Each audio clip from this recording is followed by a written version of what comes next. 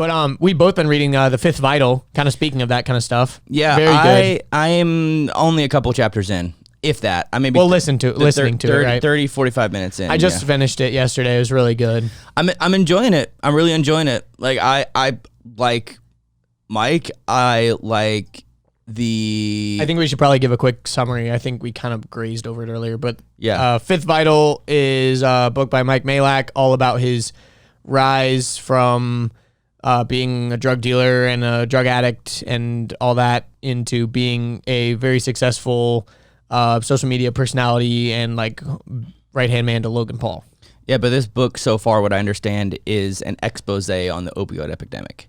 Oh, 100%, but it's also an autobiography. It's a memoir. It's an autobiography. It's cool. The last 6 or 7 chapters are about after he achieves sobriety. Like, so it's not just about it, but the main bulk of the book is definitely about the opioid epidemic, and the Fifth Vital is the measurement of pain. The measurement of pain, exactly. So it's like your temperature is a vital sign. Your blood pressure is a vital sign. Like there's multiple different types of vital sign, but pain is one of them. But the problem with pain is it's unmeasurable. You can't measure pain. You just have to there's no way to quantify and measure pain. And also it's only self-reported. Yeah, and there's a false pretense of like 0 to 10, like on the pain scale, says that there is such a thing as zero pain, and that doesn't exist. Like zero pain does not exist. Because there's always some level of discomfort just being a human. Mm-hmm. Pain, a zero it says like, oh look, you can get to a 0. There's a reason why they call it. What would be a 0? Because like I would say like managed. So there's a reason why they call it pain management and not pain elimination.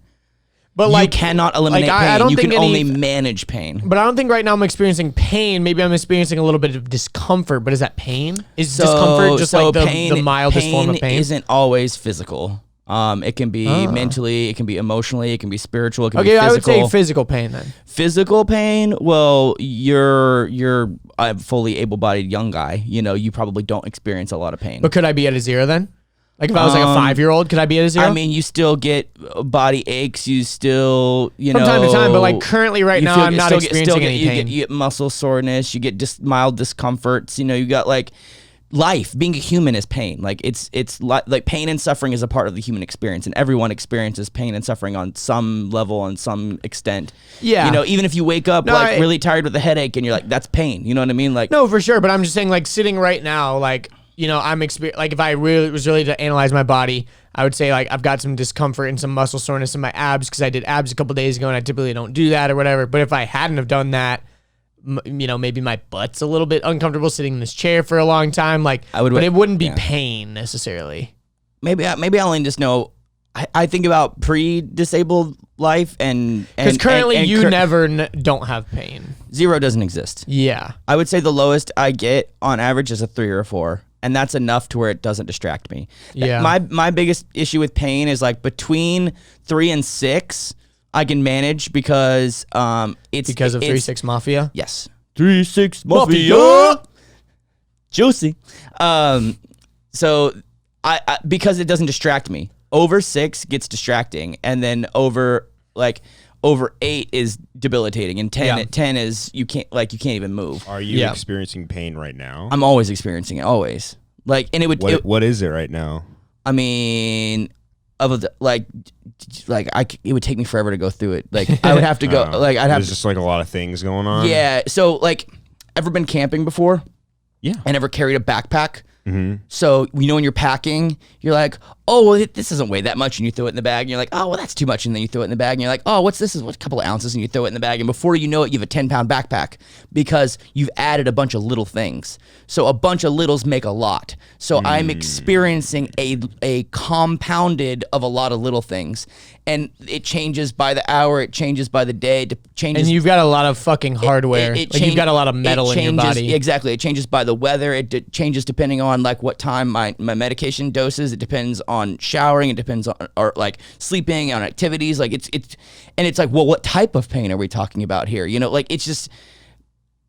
Yeah, it would literally like if I get like I would take you like and you have nerve damage, so like literally your body is sending you a pain response panic that's signal. Not really necessarily valid Yeah. in all circumstances. But as long as your body's like, there's something fucking wrong down here. It's like, Yeah. yeah, we know I fell 50 feet and got hit by a car earlier this year. Like, I know that, but thanks body. as long as it's Thanks for letting me know. as long as it's managed and as long as I can keep myself active enough to distract myself from it, I'm good.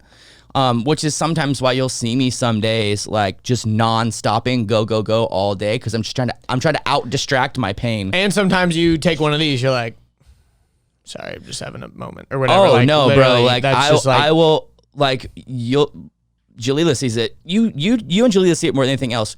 Where for anywhere from 30 to 45 seconds, I'll just stop breathing and I'll just stay still, and then I'll go. Like I would.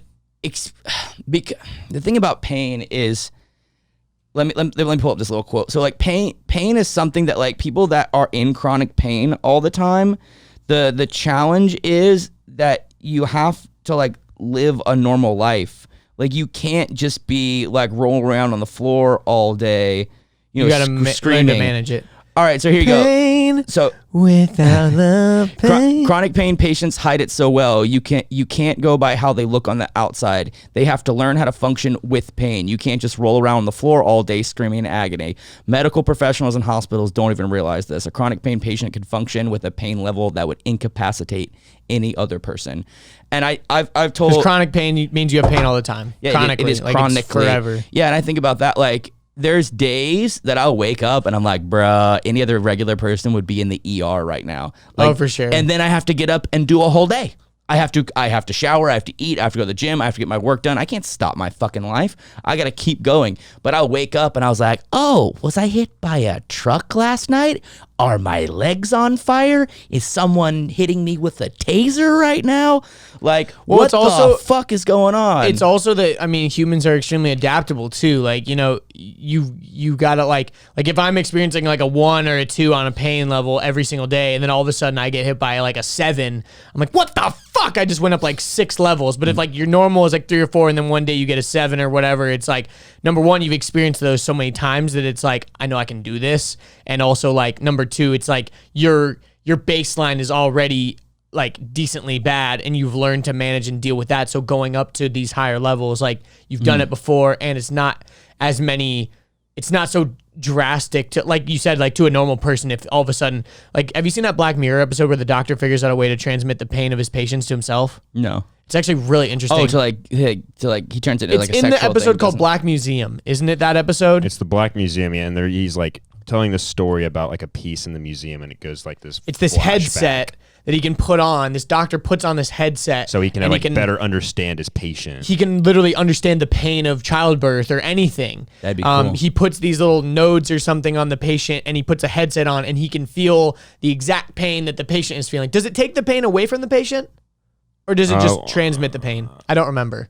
I'm not sure. But either way, yeah. So because basically, I mean, just like we were talking about earlier with VR, like pain is your brain sending you a signal. Well, pain is not a physical thing. Pain is also relative too. Yeah, but anyways, the point of what I'm bringing up the episode is that this guy basically, he can put on the pain and then he can assess his patient. So if you say, oh, I'm at a 9, doc, I'm at a 9. I need those oxys. He can put it on and be like, bitch, you're at a 2. Like I've, so he can like actually assess, because like we were saying, pain is all relative. So if there's a doctor that can actually put on something, and I won't spoil the episode, but it's a really good episode, and you should go listen. You should go watch it. Black Museum. It's one of my favorites. But yeah. Yeah, I think about like my pain like static on a TV. So if you're at a party, or like you're like at a grocery store, you're hanging out with friends and family, laughing, having a good time. If there's a TV in the corner that has static playing and it's turned up all the way, you probably won't even hear it. But the second you're like alone at night in bed, that is the loudest thing in the entire world is a static TV turned up to 100. So what you have to do is you have to figure out how to that static TV volume is never going to be down off all the way, but you have to figure out how to turn it down to between 3 and 5, or you have to find a way to make sure you can't hear it, or like you can't, like you have distracted your way through it. Like my pain management video, that the last half of it, I talk about working out, I talk about meditation, I talk about staying active, I talk about new environments, I talk, like it's like do like all the things that your body is screaming at you to not do. You have to do them anyway, just so you like kind of ignore the little demon in the room. But totally, like it's a constant like. But sometimes it'll go, and sometimes it'll be so loud I'm not going to yell into the mic right now. But like right, thank you. Like there's been moments where I've like had the podcast and I've shown them like guys, I'm rough today. But because I'm focusing on the podcast, I'm focusing on talking, I'm focusing on you guys. Like I've found a way to not turn the static down, but I've found a way to turn my life up. Turn the volume up. That's good. And I do that at the gym sometimes. Like some of the days that like I'm hurting the most, if I go to the gym and I do a 30-minute workout and just blast my body so hard and like listen to like hardcore music, that my muscles are so sore and my body is so tired that I ain't got time to fucking react to the pain I have, because the pain is just quieter now. It's a quieter pain.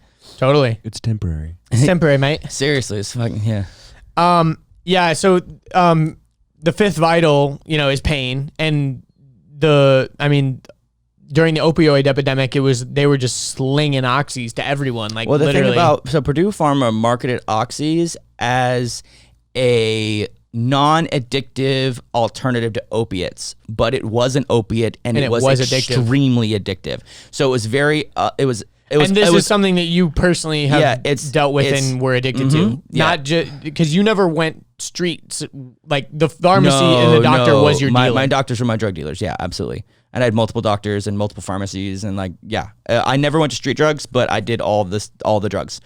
And it wouldn't have been that crazy to make that jump if you had to at some point. Like I thought about it often, and I had connections, and I just didn't want to do it. Were you snorting them or just eating the pills? I would either eat them, I would either chew them. Occasionally, I would snort them, depending on what it was. And then, I know at one point he was saying that they made, like Purdue Pharma, made them non-crushable or something like that. Yeah, I don't know. They tried to modify, but there's ways around it. Yeah. And it was harder to get and blah, blah, blah. Yeah, and then I just never wanted to go intravenous. I never wanted to shoot up. Yeah. And if you use heroin, you can snort it, but that's wasting half of it. Basically. But yeah, you're only like a couple chapters into the fifth vital, but it when I was listening to it, it really did remind me of reading the Untold Story in certain ways, for sure. It's fucked, man. So if you've read the Untold Story of Richard, I would definitely recommend reading the fifth vital or listening to it actually, because I love audio. Audiobook, if you're listening to a podcast, you'll love audiobooks. It's read by Mike, the author. So I would definitely encourage you to buy it on Audible. It's really good, and as Richard is reading it, I think it'd be kind of fun if everyone listens to it too. That'd be kind of cool. We can talk about it. Yeah, I know for listening to it so far has not been difficult or traumatic, because his story is very different from my story, but our experience and our emotions around addiction and mental health are very, very similar. So there's a lot that aligns. So our stories are different. How you got to that point is different. Yeah. The beginning, but I would say talking about the withdrawals and the fiending and the friends dying and all kinds of shit. The reason I fuck with Mike so much is he's literally someone I would hang out with in the 12-step rooms. Someone I would be smoking cigarettes with before the meeting, smoking cigarettes after the meeting, going to get dinner with. He would have been in my sponsorship group or some shit. You know what I mean? Totally. I fuck obviously not, but I'm just saying that's the kind of people I fuck with. I fuck with broken, traumatized people that have turn their life around, because that's who I am. You know what I mean? Yeah.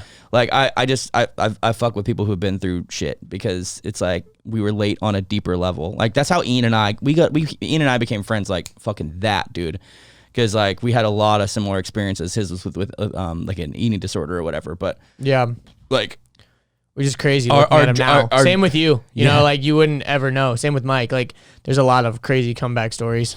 Kim Kardashian's. Don't call it a comeback. Don't come on my back, please. That would be unfortunate. But anyways, yeah, Fifth Vital. Go get it. It's on Audible. It's on Amazon. Whatever. Read it. Listen to it. we definitely support Mike and what he's doing, because honestly, like you know that book, I really do think like can change people's lives, because it shows like not only can you like overcome addiction and stuff, but like you can become like super successful and live this crazy ass life and like lose weight, get fit, Sound familiar? Literally, it is, that's what I'm saying. Like it is very, very very similar to your story, like in so many ways. That's why I like Mike so much. Is because for sure. I this is how I see Mike. I see Mike as myself, but just like he's like 10 years advanced. Yeah. He's like, well, he's what, 35? 38. Really? Damn. Yeah. He's 38? Maybe not. He graduated high school in 2003. So I would have He's graduated. 10 years older than me. So he's 35 or 36. Yeah. He's like 35. Yeah. So anyway, he's just more advanced than I am professionally, and like it would be two thoughts. Dream come true would be to somehow get some type of private consultation from Mike, because the same way that he kind of really took over and helped Logan's brand / Maverick, I would love for him to come in and help with Wheels to Walking / Temporary, like totally, like have him, like he's got experience, we've got relatability, he's cool. Like I would love to find some type of like, I almost want to send him a DM and be like, hey man, do you offer private coaching, like, or consultation, like, like I'll get you on the phone for an hour once a week and I'll pay you this amount of money or whatever, like. But then there's also another thought of me that's like, I'm sure he gets that all the time from very big people. Exactly. So I mean, I'm not even gonna. It's just like I said, it's a dream, it's a fantasy, it's whatever. But one thing I've been thinking about a lot is like, and this book has kind of inspired me, is like, since I started, everyone was like, you need to write a book, you need to write a book, you need to write a book, you need to write a book. And I was like, no, later. Like I haven't accomplished enough, I haven't done enough, I'm not completed enough, I'm not old enough. Like, no, I'm busy, like I'm making videos, like no book. And I wrote The Untold Story. And honestly, that was some of the most difficult writing I've ever had in my entire life. Like, so I'm one, afraid of writing a book. I'll be honest. I'm terrified. Well, if you were just writing it by yourself, yeah, but you would have someone that would be sitting there like helping you write it. Exactly. I would only want to do it with a ghostwriter, because I know, not a ghostwriter, just a writer. Like on his book, Riley J. Ford is credited as an author. It's not a ghostwriter. Like, but ghost means they don't exist on the credits. A co-author. Yeah. Thank you. But anyway, so it need a co-author, a ghostwriter. I don't know what they call it, but like, yeah, someone to help me do it. And then also, Gary Vee has never typed any of his books, and he's written like 7 books. He just talks to an author and they write the whole book for him. That's how I would want to do it. Exactly. And then you just gotta have them, and then I think about, do it. I've been thinking a lot about like my story and how through Wheels to Walking, through the videos and the Untold Story, you guys get little clips and little segments and little this and a little bit of that and little taste. Just like Mike was talking about, he's like, yeah, a lot of people kind of know my story, but no one really knows, like, no one knows the full thing. And I'm like, damn, maybe I do need to like think about the potential for a book. No, eventually, I think you definitely should, but not right now. Oh, I have no interest in it now. Like I don't know. I just no, feel but like you definitely. I like would be surprised if you don't. Like I literally think like a book, or at least like a Netflix movie or something. A book and a movie for sure, but just not now. Like I don't think I've earned it. I don't deserve it. Like I don't think I've accomplished enough. Yeah, and I think Mike probably wrestled with that too. He's probably like, I'm not Logan Paul. I'm like in Logan Paul's shadow, kind of like I've done a lot, but I haven't like, done so much, like I'm, whatever. But I think he was like, it's time. I've been writing this book for so long. I'm at a good place where I could, write us, because you can always write an addendum, you can always write like a second version. Like, for example, Tim Ferriss wrote the 4-Hour Work Week like a long time ago. And then he wrote he came out with like the 4-Hour Work Week extended edition or whatever, where it basically had the same book, but it was adapted a little bit for the more current times and added a bunch of stories of people that had successfully done the 4-Hour Work Week. You can like you can do like a second release that has like an updated Jordan Peterson's Maps of Meaning took him 15 years. Like, damn. Like you can take a long time. Like Mike. I always wonder when people say like, I've been writing this book for 15 years. It's like, does that mean that like all the experiences and things like took that long? Or were you like actively like you started like on 15 years ago writing? Yeah. To, you know, blah, blah, blah, blah, blah. I always wonder about that. I think pen to paper started 15 years ago or whatever. I don't have any reason to doubt it. Like, I always just think it's funny. It's like some people are like, this movie's been 25 years in the making. It's like, well, were you working on it every single day? No, or like, did no you way. come up with a concept? Like You have to wrestle same with thing with it. like Avatar. You're wrestling You know, like with James it. Cameron, like he came up with the concept for Avatar in 1999. It was 20 years in the making or whatever the fuck. I think it has to do with wrestling. Like I think about how much I had to wrestle with the untold story, and that's 4 emails. You know what I mean? That's Yeah. That's a Think a lot about wrestling too, like The Rock and The Undertaker. And no, it's like stuff. wrestling with your demons and wrestling with your past. Anyway, but I think definitely it's And the Riddler. It's something, dude. By the way, Fred, I love you, bro. You too. Everyone's making fun of me for not catching that Riddler joke. I was too busy thinking about some guy in a suit with question that marks. was really funny. Yeah. Anyways. but yeah, dude. Like, I definitely have to. Eventually, I want to do stuff. I don't know. Yeah. I honestly, the first thing is like I'm afraid of it. Yeah. And Mike's been working on this book for 2+ years because at one part in the very beginning, I think he of the said longer. at the very beginning of the book, he talks about being 8 years clean, and he already celebrated 10 years like a month or 2 ago.